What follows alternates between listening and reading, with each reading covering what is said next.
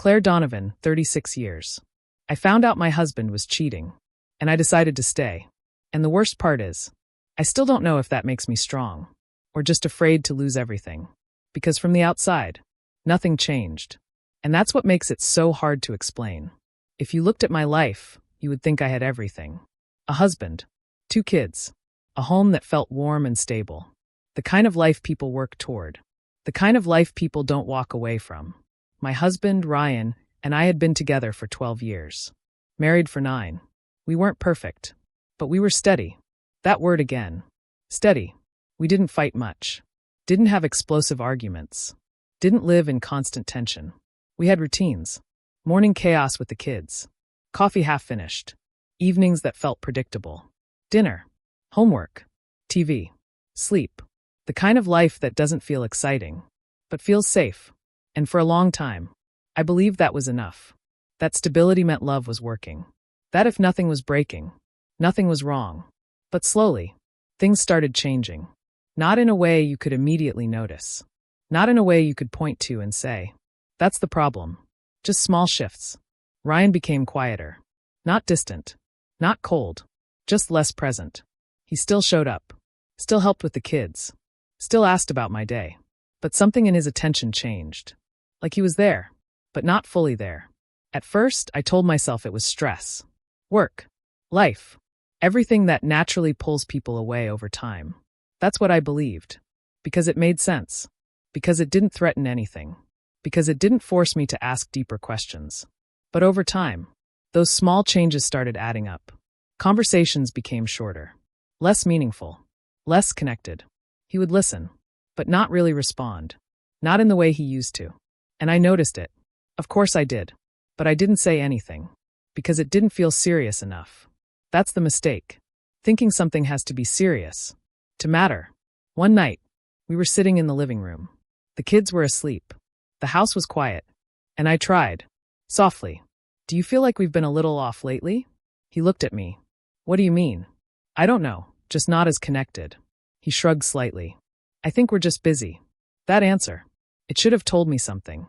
But I accepted it. Because it was easier. Because it didn't create a problem. Because it allowed everything to stay the same. And for a while, that was enough. Until it wasn't. Because something inside me started paying attention to the small things. The way he held his phone differently. The way he would step out of the room to take certain calls. The way his attention felt divided. Not obviously. Not in a way that screamed something was wrong. Just enough to feel it. That quiet instinct. The one you try to ignore. The one you tell yourself is nothing. Because if you listen to it, everything changes. And I wasn't ready for that. Not yet. So I stayed in the comfort of not knowing. In the safety of routine. In the illusion that everything was still fine. Until the night everything became clear. Not dramatic. Not explosive. Just undeniable. It was late. Ryan had fallen asleep on the couch. The TV still on. The same way it always happened. I grabbed his phone. Not because I was suspicious. That's what I told myself. Just to move it. To plug it in. To keep things normal. But then, a message popped up. And everything changed. Not because of what it said. Because of what it meant. And in that moment, I understood something I hadn't been ready to face. Something had been happening. Long before I saw it. And I had been feeling it the entire time. I just didn't want to believe it. And now, I couldn't unsee it. There's a moment when suspicion stops being a feeling and becomes something real. For me, it was that message. Simple. Short. Easy to read. Impossible to ignore. I miss you already.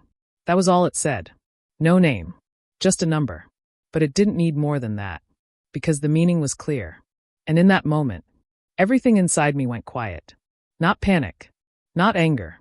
Silence. The kind that comes when your mind is trying to catch up to something your instincts already understand. I stood there, holding his phone, staring at those words, reading them again and again, as if they might change, as if I had misunderstood something. But I hadn't, because deep down, I already knew. Not the details, not the full story, but the truth, the one I had been avoiding for weeks, maybe longer. And suddenly, everything made sense. The distance, the distraction, the way he wasn't fully present. It all connected. In one quiet, undeniable moment, I looked over at him, still asleep on the couch, peaceful, unaware, the same man I had built my life with, the same man I trusted. And in that moment, he felt like someone else. Not completely, but enough. Enough to create a distance I had never felt before. I should have woken him up. That's what most people would do. Demand answers. Ask questions. Confront the truth immediately. But I didn't. I couldn't. Because something inside me stopped me. Not fear. Not exactly. Something deeper. Something quieter. I wasn't ready for the answer. Because once it was said out loud, everything would change. And I wasn't ready to lose everything in one moment. So instead, I put the phone down. Carefully. Like nothing had happened. Like I hadn't just seen something that would change how I saw my entire life. And I sat down. Next to him. In silence. Trying to breathe. Trying to think. Trying to understand what I was supposed to do next. Because knowing something, and acting on it, are two very different things. And in that moment, I wasn't ready to act. I was only ready to feel. The next morning, everything looked the same. Ryan woke up, stretched, made coffee, kissed me on the cheek. Morning. The same routine, the same life, the same version of us. Except, it wasn't the same anymore. Because now, I knew something he didn't know I knew. And that changes everything. Every word, every look, every moment. Because you start seeing things differently. Not imagining, not exaggerating, just noticing. The way he checked his phone more carefully. The way he angled the screen away. The way his attention felt slightly guarded. And I realized something. This wasn't new. This had been happening. For a while. And I had felt it. Every moment of distance. Every subtle shift. Every time something didn't feel right. That was my instinct. And I ignored it. Because it was easier. Because I didn't want to believe it. Because believing it meant risking everything. That's the hardest part. Not finding out. Admitting you already knew. I didn't confront him that day. Or the next. Or even the one after that. Instead, I watched. Quietly. Carefully. Not obsessively. Just aware. Because I needed to understand. Not just what was happening, but how deep it went. Because there's a difference between something small and something that changes everything. And I needed to know which one this was. We moved through our routine. Normal on the surface. Completely normal.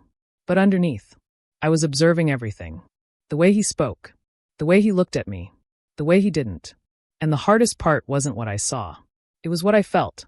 Because every time he smiled at me, every time he touched me, every time he acted like everything was fine, I felt it. That split. Between what I thought I had and what was actually happening. And that's when the tension really began. Not between us. Inside me. Because I had a choice. Confront it. Blow everything open. Risk losing everything in one moment. Or stay quiet. Wait. Understand more. Protect what we had. Even if it wasn't exactly what I thought it was anymore. And I chose silence. Not because I was weak. Because I was thinking about everything else. The kids. Our home. Our life. Everything we had built together. Because when you're not just a couple, when you're a family, the decision isn't just about you anymore. It's about everything connected to you. And that makes it harder. Much harder. But silence has a cost. Because the more you carry something like that, the heavier it becomes. And the more it changes how you see everything. Including yourself. A few nights later, it happened again. He left his phone on the kitchen counter. Just for a second. And I saw it. Another message. This time, a name. And in that moment, everything became real. Not just a possibility. Not just a suspicion. A truth. And I realized something that hit harder than anything else. This wasn't a mistake. This wasn't something small. This was something ongoing. Something intentional. Something I couldn't explain away anymore. And that was the moment everything shifted. Because now, it wasn't about whether it was happening. It was about what I was going to do with it. And the answer wasn't as simple as I thought it would be. There's a difference between knowing something and accepting it. Knowing happens fast. In a moment. A message. A glance. A feeling you can't ignore anymore. But accepting. That takes time. And I wasn't there yet. Not even close. After I saw the second message, the one with a name, everything became clearer. Too clear. Because now, there was no space for doubt. No room for misunderstanding. No way to convince myself this was something small. This wasn't random. This wasn't harmless. This was real, ongoing, and intentional. And still, I didn't say anything. That's the part people don't understand. They think the moment you find out, you confront, you react, you break. But sometimes, you don't. Sometimes, you stay quiet. Not because you don't care. Because you care too much about everything else. About what happens after. Because once you say it out loud, you can't take it back. The life you know doesn't exist the same way anymore. And I wasn't ready for that. So instead, I started living in two realities. The one we shared, and the one I carried alone. On the outside, everything looked the same. Dinner, conversations, family routines. But inside, everything felt different. Every moment with him felt divided. Because I was no longer just experiencing it. I was analyzing it, watching it, trying to understand how something like this could exist inside a life that looked so stable. And slowly, I started noticing more. Not big things. Not obvious ones. Just patterns. He smiled at his phone more often. He stepped away to respond to messages. He became slightly more careful. Not enough for anyone else to notice. But enough for me. Because once you see it, you can't unsee it. And every small detail starts to matter. That's the hardest part. Not the big moment. The accumulation of small ones. Each one confirming what you already know. Each one making it harder to pretend. I remember one evening. We were sitting at the dinner table. The kids were talking, laughing. Everything felt normal. And he looked at me, smiled, asked something simple. "How was your day?" And I answered. But something inside me broke. Not visibly. Not dramatically. Just quietly. Because I realized something in that moment. He could look at me like that. Talk to me like that. Be fully present. While something else was happening behind the scenes. And that realization, it changed everything. Because it wasn't just about what he was doing. It was about what it meant. About the fact that I didn't fully know the person sitting across from me anymore. And that's when the emotional shift happened. Not anger. Not yet. Something else. Distance. The kind that doesn't come from leaving, but from seeing something you can't unsee. And suddenly, everything feels slightly different. Even if nothing changes on the surface. I started pulling back. Not intentionally. Not in a way that was obvious. Just emotionally. Because it's hard to stay fully open with someone when you're holding something like that inside. And he noticed. Of course he did. "You've been quiet lately," he said one night. We were in the living room. The same place where everything used to feel easy. "I'm just tired," I replied. That word again. Tired. It covers everything. Hides everything. And he accepted it. Didn't question it. Didn't look deeper. And that hurt in a different way. Because part of me wanted him to see it. To feel it. To understand something was wrong. Without me having to say it. But he didn't. And that made the distance grow even more. Because now, I was carrying everything alone. The knowledge. The pain. The confusion. And the decision I still hadn't made. Because that's where I was stuck. Not in what happened. In what to do next. Leave. Stay. Confront. Ignore. Each option felt like losing something. And when every option feels like loss, you hesitate. You wait. You hope something will become clearer. That's what I was doing. Waiting. Watching. Trying to understand if this was something that could be contained. Or something that would destroy everything. And then, the moment came. The one that changed everything again. Not because of what I saw.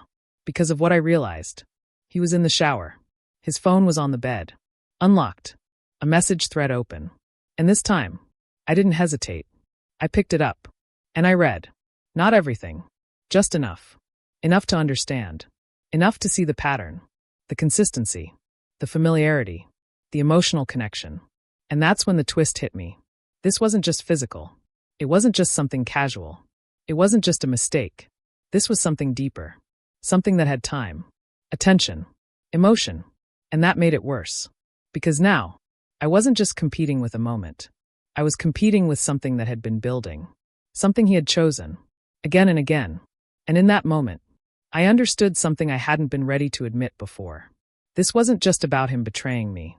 This was about him choosing something else. And that realization, that was the emotional climax. Because it changed how I saw everything. Not just him. Myself. My life. My marriage. Everything. And for the first time, I asked myself the question I had been avoiding. Not what did he do, but what am I willing to live with? And I didn't have an answer yet. But I knew one thing. I couldn't stay in the middle anymore. Not after this. Not after understanding the truth this clearly. Because once you see it like that, you can't go back to pretending it's something smaller. There's a moment when the truth stops being something you observe and becomes something you have to respond to. That's where I was, standing in the middle of my own life, holding a reality I couldn't ignore anymore. After reading those messages, after understanding what this really was, something inside me shifted. Not into anger, not into confrontation, into clarity, the kind that doesn't scream, the kind that just settles, heavy, final. Because now, I wasn't guessing, I wasn't assuming, I wasn't trying to make sense of scattered pieces. I knew, and knowing changes everything. But what changes even more is what you do next. That's where it became complicated, because the truth was clear. But the decision wasn't. I didn't confront him that night, or the next. Not because I was afraid of him, because I was afraid of what the truth would do to everything else. Our kids, our home, our life, the version of stability we had built over years. Because once you say it out loud, you can't control what happens next. You can't pause it. You can't soften it. You can't go back. And I wasn't ready for that. Not yet. So instead, I stayed. Not blindly. Not passively. Consciously. And that's what made it harder. Because now, every moment was a choice. Every smile, every conversation, every normal interaction was something I was actively choosing to continue. Knowing what I knew. That's the weight people don't talk about. Not just discovering the truth, but continuing to live inside it. I started seeing everything differently. Not just him. Myself. The way I showed up. The way I spoke. The way I existed in this relationship. Because part of me had already stepped back. Emotionally. Even if I was still physically there. And that created something I didn't expect. Control. Not over him. Over myself. Because instead of reacting, I was observing, thinking, calculating, trying to understand what mattered most. Not just in that moment, but long term. Because this wasn't just about betrayal. It was about what I was willing to sacrifice. And what I wasn't. One evening, we were sitting at the table. The kids were in the other room. The house felt calm. Almost peaceful. And he looked at me. Really looked. "You've been different," he said. There it was. The moment. Not because I planned it. Because he felt it. And for a second, everything inside me paused. Because this was the opening. The chance to say it. To bring everything into the light. To stop carrying it alone. And I almost did. I almost told him everything. But instead, I asked a question. Simple. Careful. Measured. "Have you?" I said. A small shift in his expression. Just enough. "What do you mean? Have you been different?" Silence. Not long. But enough to feel it. "I don't think so," he said. And that answer. It told me everything. Not because it was true. Because of how easily he said it. How naturally. How comfortably. And in that moment, I realized something that hit deeper than anything else. He had already separated those two parts of his life. The one with me. And the one without me. And he was living inside both. Without them touching. Without them conflicting. Without them forcing him to choose. And that's when everything became clear. This wasn't just happening. He was allowing it to happen. And more than that, he was managing it. Keeping it contained. Keeping it controlled. Keeping it separate. And I was the only one feeling the weight of both. That realization, it didn't make me angry. It made me certain. Because now, this wasn't about confusion. Or misunderstanding. Or something that just happened. This was a choice. Repeated. Sustained. And hidden. And I had to decide what I was going to do with that. Not what he did. What I would accept. What I would tolerate. What I would choose to live inside. Because at the end of the day, that was the only thing I could control. I didn't sleep that night. Not because I was emotional. Because I was thinking. Clearly. Deeply. Honestly. For the first time since all of this started. I wasn't reacting. I was deciding. And the truth is, it wasn't about leaving. Not immediately. Not impulsively. It was about something else. Something harder. More complicated. More real. What matters more? The truth. Or the life built around it. And for me, that answer wasn't simple. Because I wasn't just a woman in a relationship. I was a mother. a partner, a person whose life was deeply connected to someone else's choices. And that changes everything. So the decision I made wasn't the one people expect. I didn't leave. Not yet. Not because I forgave him. Because I needed to understand what staying meant. Fully. Honestly. Without illusion. Without pretending. Without ignoring what I knew. And that was the beginning of something even harder. Because staying is sometimes more difficult than leaving. Especially when you see everything clearly. And still choose not to walk away. Not because you're weak. Because you're not finished deciding what matters most. The hardest part isn't finding out. It's deciding what to do with the truth once you have it. Because once you know, really know, you don't get to go back to who you were before. You don't get to unsee it, unfeel it, pretend it's something smaller. You either face it, or you live inside it. And I chose to live inside it. At least for a while. Not because I forgave him. Not because I accepted it. Because I needed to understand what staying actually meant. Not the idea of staying. The reality of it. And the truth is, staying doesn't mean things go back to normal. It means everything changes. But you don't leave. And that's a very different kind of life. The days that followed felt controlled. Not calm. Not peaceful. Controlled. Because I was aware of everything. Every word. Every look. Every small interaction. Nothing was automatic anymore. Nothing was unconscious. Everything felt like a choice. And that's exhausting. Because when you carry something like that, you're never fully present. Part of you is always observing, analyzing, measuring, trying to understand what's real and what isn't. Ryan continued as if nothing had changed. The same routines, the same conversations, the same version of him I had always known. And that was the hardest part, because I could see it now. The separation, the way he could exist in two realities, without them touching, without them affecting each other. And I couldn't, because once I knew, everything was connected. Everything felt different. Every moment with him had a shadow behind it. And I had to decide if I could live like that. Not for a day. Not for a week. Long term. Because staying isn't a moment. It's a commitment. To carry something. Every day. And I wasn't sure I could do that.